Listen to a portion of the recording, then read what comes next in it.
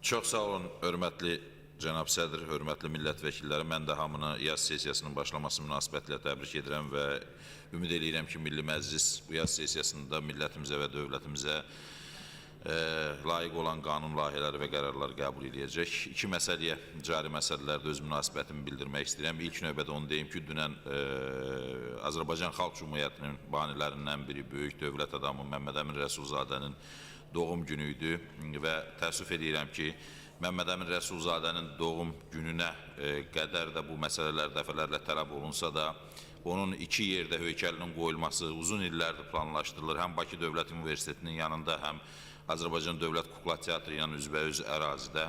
Çox təəssüflər olsun ki, Məmməd Əmin Rəsulzadənin heykəlləri nə Bakı Dövlət Universitetinin, əsasını qoyduğu Bakı Dövlət Universitetinin, nə də demək, mərkəzdə Kukla Teatrı ilə üzbəyüz yerdə qoyulmayıb. Amma elə yeri gəlmişkən bu məsələni də qeyd edim ki, bugün Misir xalqının etiraz elədiyi, Misir xalqının diktator deyib hakimiyyətdən devirdiyi Hüsnü Mübarəkin heykəli var Bakıda. Mən çox qəribə oldu ki, mən bunu mətbuatdan izlədim.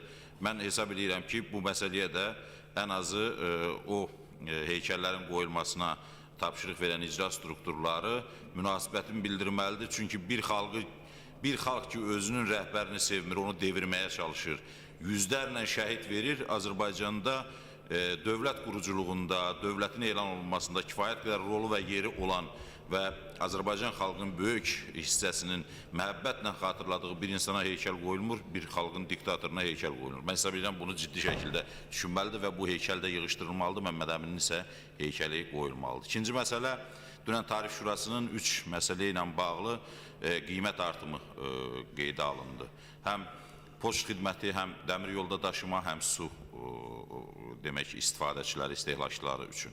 Və hesab edirəm ki, iqtisadi böhranın səngimədiyi, dünyada hələ iqtisadi böhranın davam etdiyi, bunun yeni dalğasının olacağı barədə müxtəlif proqnozlar verildiyi bir vaxtda Azərbaycan əhalisinin bu şəkildə qiymətləri artıraraq az təminatlı hissəsini dilema qarşısında qoymaq doğru qərar deyil.